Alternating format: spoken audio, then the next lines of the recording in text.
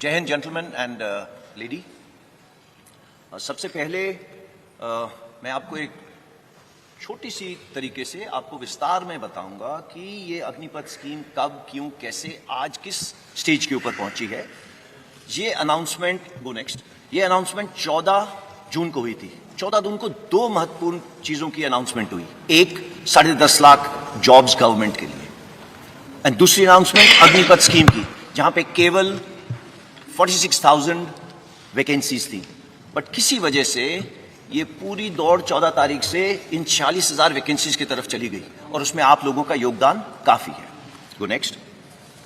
ये रिफॉर्म क्यों आया? ये रिफॉर्म लॉन्ग पेंडिंग था। सबसे ऊपर वाली आप स्टेटमेंट देखिए, ये स्टेटमेंट आज की नहीं है, ये 1989 की स्टेटमेंट है। 1989 में ये काम शुरू हुआ था। हमारी तमन्ना थी कि ये काम शुरू हो, बट उसकी और भी कई सारी पहलू थे। वो चाहता था कि ऑफिसर की एज कम हो, कमांडिंग ऑफिसर की एज कम हो, टीथ टू टेल रेशियो कम हो, तो एक एक करके ये काम शुरू करा गया। कमांडिंग ऑफिसर की एज कम करी गई, जो हमारी टीथ टू टेल रेशियो है वो कम करी गई। उसके बाद कारगिल रिव्यू कमेटी के अंदर अरुण सिंह कमेटी ने बोला एक सीडीएस का गठन होना चाहिए, वो काम हुआ। अब उसी चीज को आगे ले जाते हुए हमने जो नेक्स्ट रिफॉर्म था वो था कि किसी तरीके से जो एज हमारी 32 साल है, ये देखिए ये बता रहा है 30 साल 1989, आज ये 32 साल पहुंच गई है। 32 साल को किस तरीके से 26 साल ला सके। ऐसा क्यों? हमारे को यूथफुल प्रोफाइल चाहिए। ये क्यों चाहिए? बिकॉज आप सबको मालूम है 2030 के अंदर हमारे देश के अंदर 50% पीपल 25 साल की उम्र से कम होंगे। क्या ये अच्छा लगता है कि देश की सेना जो रक्षा कर रही है दे आर 32 ईयर्स? ये हमारा सिर्फ एक ही मुद्दा है कि हम किसी तरीके से यंग हो जाए। इसको स्टडी करा गया पिछले 2 साल, एंड ये सीरियस वर्क। पहले तीनों चीफ जनरल रावत मिलके एंड कई लोगों से इसके बारे में डिस्कशन करी कि क्या क्या तरीके हैं, इसकी परसेंटेजेस कैसे करें। उसके अलावा हमने स्टडी करी बाहर के देशों की स्टडी, तकरीबन सारे देश हमने स्टडी करे। सब देशों के अंदर देखा गया उम्र 26, 27, 28। नंबर 2, भर्ती होने के तरीके कितने किस्म के हैं? कम से कम 3 से 4 तरीके हैं भर्ती होने के लिए, एंड सब के अंदर जब वो बाहर निकलना चाहते हैं वो जा सकते हैं। कितने साल में जा सकते हैं? 2 साल, 3 साल, 4 साल। सो मल्टीपल एंट्री एवेन्यूज हैं, मल्टीपल एग्जिट एवेन्यूज हैं, एंड वो बाहर जाके क्या कर रहे हैं? वही चुनौतियां हैं जो हमारे नौजवानों को चुनौतियां हैं बाहर जाने की। इसके बारे में मैं आपको बात करूंगा। देखिए हमें चाहिए क्या? यूथ। नो, यूथ हम सबको मालूम है वो रिस्क ज्यादा लेता है, उसके अंदर जुनून ज्यादा है, जज्बा ज्यादा है। इस जुनून जज्बा को कैप्चर करना जरूरी है, बट ये जुनून जज्बे के साथ में हमें होश की भी जरूरत है। Just go next. नाउ देखिए आज जो करंट सिपाही से जो उसके ऊपर होदेदार है, आप सिपाही का जो है वो आप उसको जोश का कंपोनेंट मानिए, और जो 1.28 का कंपोनेंट है एनसीओ से ऊपर, मतलब नायक, हवलदार, नायब सूबेदार, हमारे जैसे होदेदार, वो सब मिला के 1.28 है। हम चाहते थे कि ये यूथफुल प्रोफाइल आने से जो जोश और होश का कंपोनेंट है ये तकरीबन बराबर हो जाए। एंड इससे होगा क्या? Ideal mix youthfulness and experience का। अगेन गोइंग बैक, जोश और होश का एक्सपीरियंस तकरीबन बराबर हो जाएगा। गो नेक्स्ट। सी, आज देश के अंदर आपको मालूम है कि फौज की कितनी रिटायरमेंट्स हैं, ये आप सबको मालूम है। फौज के अंदर, आर्मी के अंदर तकरीबन 45,000 से 60,000, नेवी के अंदर तकरीबन 2,500 से 3,500, एयरफोर्स के अंदर सिमिलर नंबर, वो सिर्फ 5,000 हो जाता है। हाउएवर, जो आपको पता होना चाहिए, ये नंबर्स हैं जो हमारे प्रीमेच्योर रिटायरमेंट ले रहे हैं। प्रीमेच्योर रिटायरमेंट का मतलब क्या है? प्रीमेच्योर रिटायरमेंट का मतलब ये है कि अगर मैंने इस फौज के अंदर 25 साल, 30 साल, मैं अभी 59 ईयर्स का हो गया हूं, 60 में मैंने रिटायर करना है, वो मेरी पूरी एज सर्विस की है। बट इतने तादाद में लोग हैं। इंडियन आर्मी में तकरीबन 14,000, इंडियन नेवी में तकरीबन 3,000, एयरफोर्स में तकरीबन 500 से 600। ये लोग आज भी बाहर जा रहे हैं। इनकी उम्र क्या है? 35, 36, 38 ऐसी उम्र है। ये लोग सब जा रहे हैं। आज तक हमने किसी ने भी कोशिश नहीं की बोलने की ब्रदर ये बाहर जाके क्या काम कर रहे हैं। ओके, एंड आप इन तीनों को ऐड करो, ये 15,000, 16,000 तो वैसे ही बन गए। जब हम लोग बात कर रहे हैं 40-46 हजार की 4.5 साल के बाद, तो आप इसको थोड़ा सा अपने दिमाग में रखना, इसके बारे में दोबारा चर्चा करेंगे। Go next. See coming before मैं पे एंड अलाउंसेस पे आता हूं, उससे पहले मैं बात करता हूं ट्रेनिंग की। सी आज का युवक हमारे से अच्छा है, हमारे से पहले वाला युवक, करेक्शन, हमारे से भूतपूर्व सैनिक हमसे खराब नहीं थे, बट हमारी खुराक ज्यादा अच्छी है, उनकी खुराक हमारे से कम थी। आगे आने वाला जो युवक है उसकी खुराक भी अच्छी है, उसकी पढ़ाई भी अच्छी है, वो एक टेक्नोलॉजी के साथ अडेप्ट है, वो पैदा हुआ है मोबाइल फोन के साथ, उसको पता है मोबाइल फोन का क्या है। और तो वो कल को जो ड्रोन वॉरफेयर हो, जो आप आज देख रहे हैं टीवी के ऊपर, एक टैंक चल रहा है, टैंक को टैंक नहीं लड़ रहा, टैंक को एक ड्रोन लड़ रहा है। तो आगे आने वाली जो लड़ाई है वो अलग किस्म की होगी, टेक्नोलॉजिकली सैवी होगी। अगर वो टेक्नोलॉजिकली सैवी होगी तो उसके लिए अलग किस्म के लोग चाहिए। और वो कौन सा किस्म है? हमारा यूथ, भारत का नौजवान। ये भारत का नौजवान क्योंकि टेक्नोलॉजी के अडेप्ट है, वो पैदा हुआ है एक ये मोबाइल के साथ खेलता हुआ, कंप्यूटर के साथ खेलता हुआ, और वो आता कहां से है? गांव से। हमारी इनटेक 70% विलेज से। नाउ अगर हमारी विलेज से 70% इनटेक है तो हमारे को जो सॉल्यूशंस बनानी है उनको मद्देनजर रख के बनानी है, ना कि जो अर्बन एरिया के लोग हैं। सो अगर इन 70% को देखा जाए तो वो कहां से आ रहे हैं? गांव से। उसके पास है क्या वहां पे? खेत या कोई छोटा मोटा व्यवसाय। वो उसकी क्लास या उम्र कितनी होगी? वो पढ़ा होगा तकरीबन 17.5 साल की उम्र होगी और पढ़ा होगा 10वीं साल। मेजर इनटेक, ये जो 70% बोल रहा हूं, ये सारी इनटेक हमारी उस किस्म की है जो सोल्जर आपके लिए जाके आगे देश की रक्षा करता है, ये वो सोल्जर है जो 10वीं क्लास पास है। 12वीं क्लास के हम ले सकते थे, बट सी हमारा काम थोड़ा जोखिम का है। एंड आप देखते हैं जब भी युद्ध हुए हैं कितनी, चाहे ऑप पवन हो, उसके बाद ऑप पराक्रम हो, चाहे कारगिल वॉर हो, चाहे गलवान हो, आपकी भी आंखें भर जाती होंगी और आपका दिल पिघल जाता होगा जब आप देखते हैं बॉडीज नीचे आते हुए। तो ये काम थोड़ा अलग किस्म का है। तो आप इस काम को मद्देनजर रखते हुए हमने देखा कि इसकी उम्र 17.5 एक एंड पे, दूसरे एंड पे 21, इसमें कोई तब्दीली नहीं है। ये पहले भी वही थी और आज भी वही है, तो इन दोनों में कोई तब्दीली नहीं है। उसके अलावा हमने पिछले सालों में क्या करा है? अपना फ्लैब कट करा है। फ्लैब का मतलब देखो, टीथ टू टेल रेशियो की बात होती है, टेल कम करी है और कम होगी आगे आने वाले टाइम में। दूसरी जॉइंटनेस बढ़ी है। कुछ सालों पहले आईडीएस हेडक्वार्टर नहीं होता था, वो बना है। तो इस तरीके की जो बीच बीच में चेंजेस हैं वो सब करी जा रही हैं। उसके अलावा नेक्स्ट चीज ये है कि अगले 4 से 5 साल में हमारी इनटेक 50,000 से 60,000 होगी। इसको ब्लैंक कर दें, 50,000 से 60,000 होगी। ओके, 50,000 60,000 के बाद क्या होगा? ये इनटेक 90,000 से लेके 1.25 लाख होगी। सो इट इज नॉट 46,000। ये हमने क्यों करा है? इसलिए करा है स्टार्ट स्मॉल, स्टार्ट मीडियम। क्यों? सो दैट हमें भी इस स्कीम को चलाने के बाद सीखने को मिले कि इसमें दिक्कतें क्या है। हमें इंफ्रास्ट्रक्चर जो है ट्रेनिंग के लिए उसको बढ़ाना पड़ेगा। वो बढ़ाने के लिए बटन दबा के तो होगा नहीं, उसके टेंडर जाएंगे, उसका ये होगा वो होगा, उसको 3-4 साल लगेंगे। सो दैट हम अपनी ट्रेनिंग कैपेसिटीज जो फौज की तकरीबन 60,000 के करीब है उसको बिल्डअप करके इस पॉपुलेशन को लेने के लिए जो 1.25 लाख होगी इसके लिए तैयार हो। नाउ वाई 4 years, जो सब चीजों का मुद्दा है। 17.5 साल 21 साल मैंने आपको बताया, उसके अंदर चेंज क्यों करा गया? इसलिए चेंज करा गया कि पिछले 2 साल के लिए कोविड की वजह से भर्ती बंद थी। भर्ती क्यों बंद थी? बिकॉज हम नहीं चाहते थे सारे एक जवान जिस तरीके से हम लोग एकत्रित हैं एक जगह के ऊपर करे जाए। तो हमने देखा कि इतनी सालों से हम इसकी स्टडी करते जा रहे हैं, अभी हमें एक मौका मिला है to make a change without pain. तो अगर ये चेंज विदाउट पेन हमने करना था, इससे अच्छा मौका नहीं था करने का। इस पे स्टडीज चल रही थी, मैंने आपको बताया, Kargil review committee, group of ministers report, ये सब स्टडी करते जा रहे थे, बट हमें मौका नहीं मिल रहा था कि ये कब करा जाए। Because it was a transformative reform. हमें जरूरत थी, आज नहीं 30 साल से जरूरत थी इस एज को कम करने की। इसका इंपैक्ट क्या होगा? Go next. पहले मैं आपको पे अलाउंसेस का बता देता हूं। जो आज जवान को पे अलाउंसेस मिल रहे हैं वो अग्निवीर को ज्यादा मिलेंगे।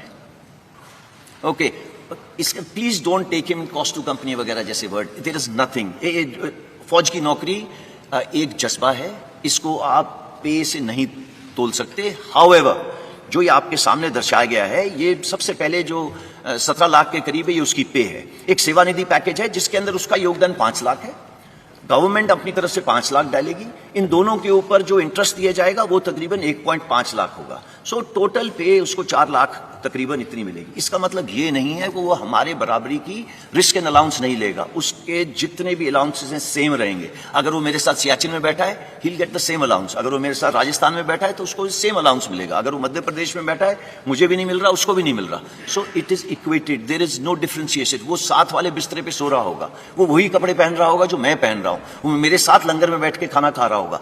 There is no difference. कोई अलग बैरक नहीं बना दी अग्निवीर के लिए, बिकॉज उसने लड़ाई कल हमारे साथ करनी है। और अगर वो हमारे साथ देश के लिए बलिदान देगा तो देयर इज कोई गुंजाइश ही नहीं है उसको हम किसी तरीके से रत्ती भर भी उसको हम अपना छोटा सोचे नहीं। इसमें ऐसा कुछ नहीं है। मैंने बैंक लोन यहां पे इसलिए डाला है बिकॉज ये बार बार आ रहा है कि भैया 4 साल के बाद क्या, तो 4 साल के बाद क्या, मैं इसके बाद आपको बताता हूं। गो नेक्स्ट। सी सेवानिधि पैकेज थोड़ा और विस्तार से, जैसे कि मैंने आपको पहले बताया 11.71 मैंने आपको पहले बता दिया है। सिर्फ एक ही चीज इसमें एक्स्ट्रा है कि इनकम टैक्स फ्री है। हाउएवर, देश की सेवा करने के लिए जो सर्वोच्च बलिदान देगा उसकी इंश्योरेंस कवर नॉन कॉन्ट्रीब्यूटरी है। आज पूरे देश में मैं भी कंट्रीब्यूशन देता हूं, जो बाहर जवान खड़ा हुआ है वो भी कंट्रीब्यूशन देता है। सिर्फ एक इंसान है अग्निवीर जो आगे आने वाले टाइम पे कंट्रीब्यूशन नहीं देगा और उसको तकरीबन 1 करोड़ का इंश्योरेंस मिलेगी अगर उसने अपने देश के लिए किसी वजह से बलिदान दिया। तो मैं आपको ये बताना चाहता हूं, इसी तरीके से उसको हमारे से भिन्न नहीं रखा है। इसके अलावा जो डिसेबिलिटी, अगर किसी कारण मैं ये टाइगर हिल की तरफ दौड़ रहा हूं या कुछ हो रहा हूं, मेरे को गोली लग गई एक्सेट्रा, सेम प्रोविजन, जो मेरी प्रोविजन है वही उसकी प्रोविजन है। देयर इज नो फर्क for an Agniveer. Go next. Now coming what after 4 years, जिसकी वजह से आई एम श्योर आप यहां पे इकट्ठे हुए हैं। देखिए, पहले हमको ये समझना है, ये 17.5 साल से 21 साल, जो पहले साल के लिए 2 साल बढ़ाया गया तो 23 साल, ये निकलेगा कौन सी उम्र में? इसकी कम से कम उम्र होगी 21 साल, ज्यादा से ज्यादा 25 साल। आप में से बताइए कि 27 साल या 25 साल की उम्र में कितनों को जॉब्स लग गई थी? आपको इसका आंसर देने की जरूरत नहीं है, बट आपको मालूम है कि 25 साल के अंदर आपकी जॉब कहां थी, कहां नहीं थी। कमिंग बैक, आप 10वीं क्लास पास हैं जब आप हमारे साथ आए। 70% से लेकर 60% तक 10वीं क्लास पास होंगे। क्या प्रावधान करा गया है कि आपको 12वीं क्लास सर्टिफिकेट दिया जाएगा। इसका मतलब ये नहीं है कि आप मेरी तरह यहाँ पे क्लासरूम में बैठेंगे, ऐसे नहीं है। आजकल स्किल इंडिया, फिट इंडिया, ये सब प्रावधान है पूरे फौज के अंदर। आज जैसे 14 लाख सैनिक हैं, ये 14 लाख सैनिक आपको 1 घंटे में आप बोले तो आपका 5 किलो वजन घटा सकते हैं। आप अगर बोले 1 महीने में 6 किलो घटाना है, वो घटा सकते हैं। ये उनकी स्किल है।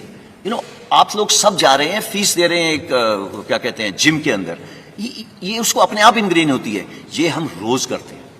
There is nothing called Saturday Sunday, ये उस बेचारे के लिए वो नहीं है। तो वो सब जगह ये कर रहा है। तो ये स्टार्ट पॉइंट है उसका, उसको फिट रखना हमारा काम है। बिकॉज उसका काम जो अल्टीमेटली उसको प्रोड्यूस करना है फौज की और देश की रक्षा के लिए, ये चाहिए उसके लिए। साथ साथ में लॉजिस्टिक्स, आपने आज नाम सुना अमेजॉन, फ्लिपकार्ट एक्सेट्रा का, ये हमारी फौज में जिस दिन से हम खड़े हुए हैं उस दिन से है। सिर्फ हम पैकेट के अलावा बम लेके चलते हैं जो देश के भीतर से चलता है और finally across the border deliver होता है। ये कैसे होता है? It is very complex, it is very complex. और ये जवान सीखता है और करता है। और अगर आप सोच रहे हैं कि ये 10 साल में सीख रहा है, आई एम वेरी सॉरी, ये 10 साल में नहीं सीखता। अगर वो 1 साल में नहीं सीखेगा, उसको कुछ देर की 6-7 महीने ट्रेनिंग, फिर वो ऑन द जॉब ट्रेनिंग करता है हमारे साथ, and is ready for it. Now coming to electronics, all equipment, चाहे वो शिपिंग हो, चाहे वो हवाई जहाज हो, चाहे वो टैंक हो, वो मर्सिडीज या मारुति कार से बहुत सोफिस्टिकेटेड है। तो ये एक ऐसे इक्विपमेंट हैंडल कर रहा है जो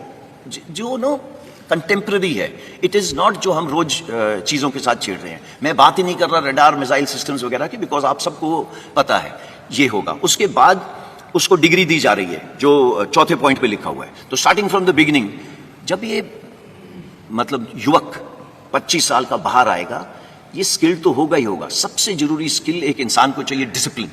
he will be ready with the discipline. आप किसी इंडस्ट्रियलिस्ट से पूछ लीजिए, भाई तेरे को क्या चाहिए? बोले यार डिसिप्लिन हो गया मेरा, 60% जॉब इज ओवर, मैं उसको ब्रिजिंग कोर्स करके दूंगा, कुछ ट्रेनिंग करके दूंगा, सो दैट वो मेरे काम आ सके।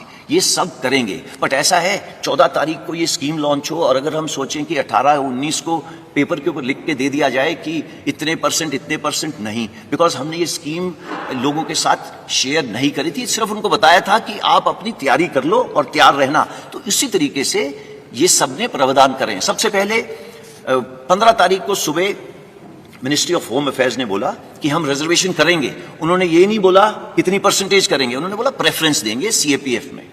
जैसे ही 3 दिन निकले, और ये प्लान था, इसको ये मत सोचिएगा उन्होंने 4 जगह में देखी कुछ हरकतें होती हैं आर्सन की वजह से हुआ। नो, ये प्लान था। ये क्यों प्लान था? बिकॉज मालूम था कि ये 75% जो युवक हैं इतनी देर फौज, 4 साल फौज के रहने के बाद ये देश में वापस जाएंगे, ये देश की ताकत है। ये 25% का तो हम ध्यान रख लेंगे, उनके साथ क्या करना है, कैसे करना है, वो हमारे पे छोड़ दीजिए। बट सबके दिमाग में ये आ रहा है इन 75% के साथ क्या होगा। ये अगर देश की ताकत है तो पूरे देश को, होल ऑफ द गवर्नमेंट, सबकी भागीदारी के साथ इसको आगे ले जाया गया। तो पहले एमएचए ने हमको बोला प्रेफरेंस दी जाएगी। विद इन 3 डेज उन्होंने बोला 10% reservation in CAPF and Assam rifles.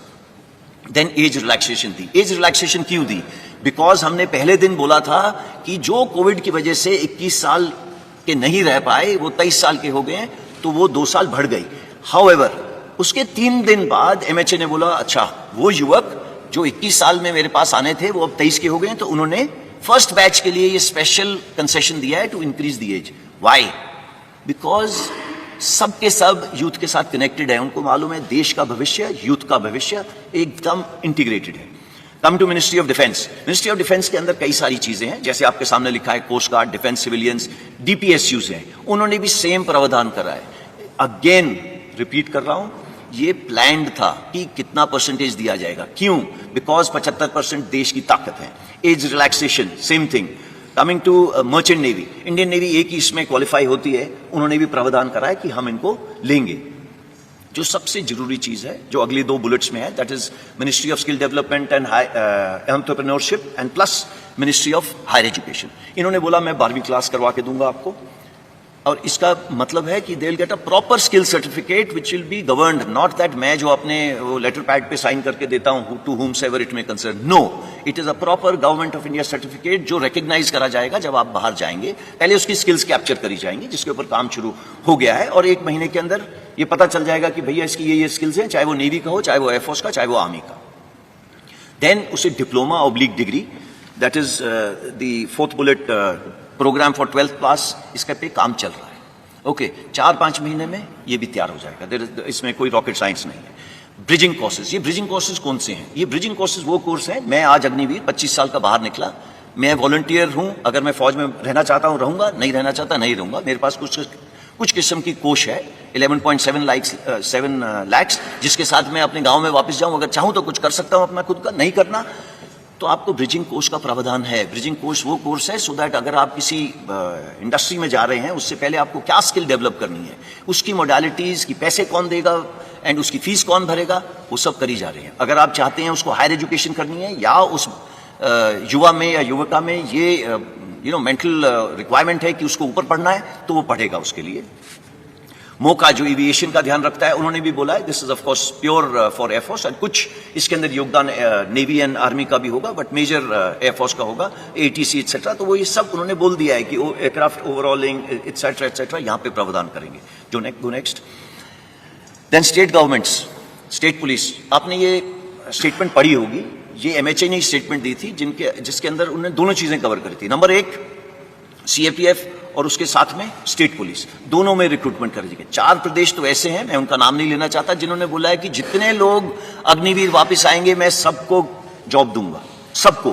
तो आप गूगल करिए, आपको मिल जाएगा वो कौन सी स्टेट्स हैं। कॉर्पोरेट अफेयर्स, देखिए मैंने बैंक लोन का शुरू में बताया था। बैंक लोन का प्रावधान ऐसे है, मैं जैसे कि मैंने आपको बताया, मैं 11.5-12 लाख लेके बाहर निकला, तो बैंक से हमने ये बात करी है कि आप, अगर मैं एक एंटरप्रेन्योर छोटा मोटा बनना चाहता हूं तो आप मुझे क्रेडिट दे सकते हैं। वो प्रावधान कर रहे हैं कि क्रेडिट देंगे इस 12 लाख के ऊपर इक्वल अमाउंट का। अगर अगले साल आपकी क्रेडिट रेटिंग ठीक रही तो दे विल उस अमाउंट को थोड़ा सा ऊपर करेंगे और वो अमाउंट 3-4 लाख ऊपर ले जाएंगे। तीसरे साल के अंदर अगर आपने अपना जो भी व्यवसाय चला रहे हैं ठीक चलाए, तो आपका ये जो लोन की चीज है ये थोड़ी और ऊपर चली जाएगी। उसके बाद हम हैंड होल्डिंग बंद कर देंगे एंड वो और उसका बैंक के साथ वो चलता जाएगा आगे। देन जो पब्लिक सेक्टर अंडरटेकिंग्स हैं एंड इंश्योरेंस कंपनीज है, फाइनेंशियल इंस्टीट्यूशंस हैं, ये सब अग्निवीर के लिए पैकेजेस, क्रेडिट स्कीम्स बनाएंगे। बट ये जो इंटेंशन है एक्शन में कन्वर्ट करने के लिए उनको कुछ समय देना पड़ेगा। हमको ये ध्यान में रखना है, अगर अग्निवीर आज भर्ती हुआ तो 4.5 साल के बाद बाहर निकलेगा। तो 4.5 साल के बाद जब निकलेगा ये सब प्रावधान लिखे हुए होंगे इन प्रॉपर नोटिफिकेशंस, नॉट ये जिस तरीके से मैं आपको प्रेजेंटेशन दे रहा हूं। कॉर्पोरेट हाउसेज ने सब ने बोला है वो धीरे धीरे आएंगे, आप देखेंगे उनको। CII ने तो 15 तारीख को ये एडवर्टाइजमेंट दे दी थी कि हम इस स्कीम को वेलकम करते हैं, उनको पता है कि अग्निवीर उनके बहुत काम आएंगे आगे आने वाले टाइम में। Go next. मैं इसके साथ इसका जो आपको प्रेजेंटेशन देनी थी इसको समाप्त करता हूं। अगर आपके पास जो भी किस्म के सवाल हों वो आप खुशी से पूछिएगा।